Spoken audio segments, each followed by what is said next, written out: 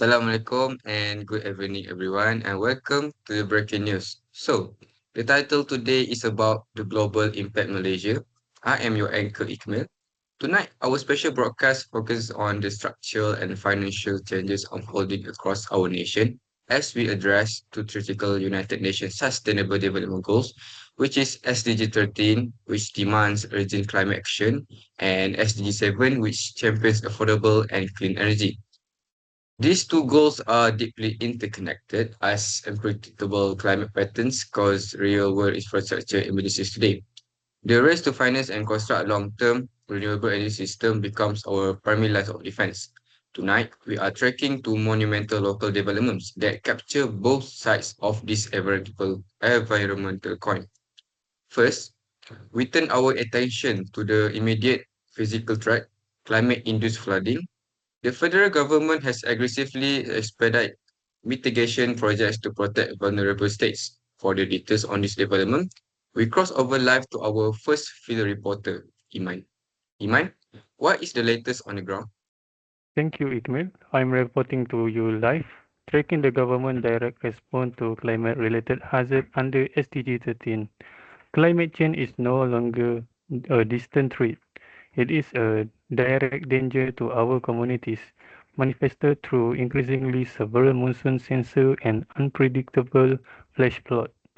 In response to this, Deputy Prime Minister and Minister of Energy Transition and Water Transformation, Petra, Datuk Seri Fadila Yusof has announced a massive acceleration of infrastructure defense. Just recently, the federal government committed a staggering RM 3.83 billion specifically to execute 29 major flood mitigation projects across Sarawak alone. It is a part of a broader national strategy under the 13th Malaysian Plan, RMK13, which aim to complete 55 new flood mitigation projects by 2030. The project include constructing tide walls, integrated river basins, and retention ponds.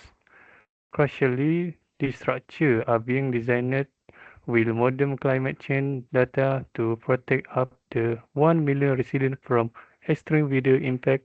Back to you in the studio, Kamil. Thank you, Iman, for that comprehensive update on our climate defenses. Now, while those flood mitigation structures are essential to protect us today, shifting to clean energy is the long-term cure to reduce the greenhouse gas emissions causing these disasters. This brings us directly to SDG 7, affordable and clean energy.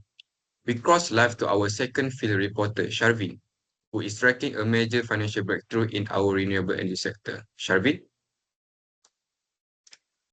Thank you, Amit. As you mentioned, fighting climate change requires massive funding, and Malaysia's corporate sector is stepping up. In a monumental leap forward for SDG 7, Tenaga Nasional Berhad (TNB) has successfully mobilized private capital to fund its energy transition. Specifically, TNB has utilized an Asian Green Sustainable and Responsible Investment, or SRI Suku Wakala, to raise 1.5 billion. This massive financial backing is strictly ring-fenced to fund the development and construction of 500 megawatt large-scale solar photovoltaic power plant in Kuala Muda, Kedah. What makes this development so critical is in market confidence. The Islamic bond was heavily oversubscribed by institutional investors.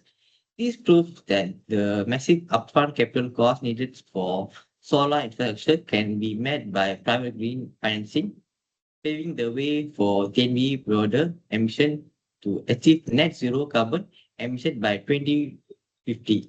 Ikmi, back to you. Thank you, Sharvin. To look closer at the data and financial mechanics behind both of these major reports, we are now opening our live online meeting panel to consult our expert guests. Joining us tonight are Green Financial Analyst Amrina and Environmental Scientist Brunta. Thank you both for being here. Now, Brunta, let's start with you. on the science side of the SDC 13, Iman reported that Datuk Seri Fadilah Yusof is pushing over 3.83 billion ringgit for flood mitigation in Sarawak and 55 new projects nationally by 2030. Why is this massive structural upgrade so scientifically urgent for Malaysia right now? Thank you for having me, Ikmel. To put this simply, our historical weather baseline are completely broken because of rising global temperature.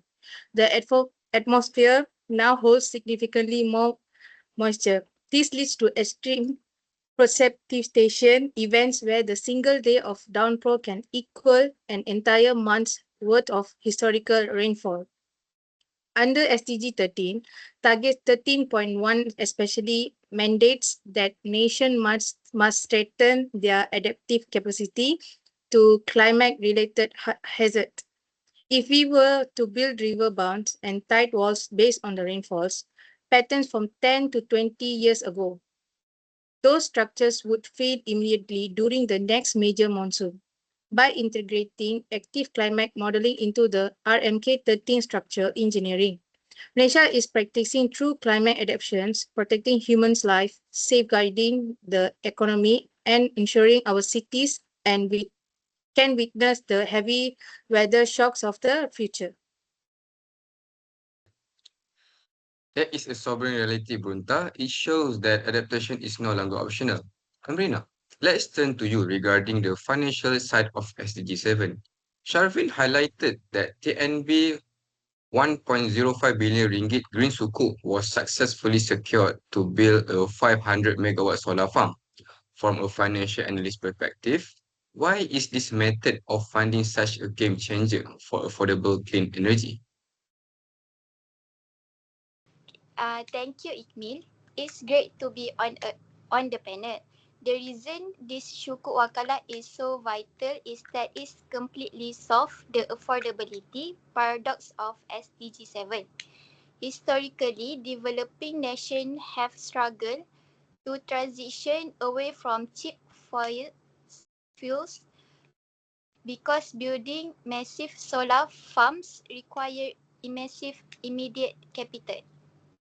By utilizing an Asian green sukuk, TNB isn't relying entirely on limited government budget. They are tapping into global private capital markets where institutional investors are actively looking for verified Sharia compliant green project. When a bond like this is heavily oversubscribed, it sends a loud signal to the rest of the region. Green infrastructure is highly profitable and safe to invest in. This lowers the long-term cost of borrowing for future clean energy projects, ultimately making electricity cheaper and cleaner for the public in the long run. Those are excellent insights from both of you. It proves that science and finance must work hand in hand to achieve these sustainable development goals. As we review both of these vital news reports tonight, the broader picture becomes undeniable. The 3.83 billion ringgit allocated for climate resilient flood mitigation projects represents the immediate protective shield required to stabilize our communities under SDG 13.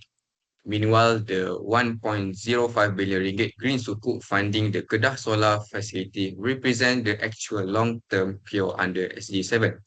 By successfully financing clean energy today, we actively reduce the carbon emission that drive the extreme weather patterns causing these floods in the first place. Sustainable development requires us to execute both defending our present while systematically building a cleaner and safer future. Okay, that concludes our special broadcast for tonight. Thank you to our field reporters, Iman and Sharvin, and a special thank you to our expert panel, Amrina and Brunta. From all of us here at the studio team, thank you for tuning into the Breaking News Global Impact Malaysia. Stay safe and have a wonderful evening.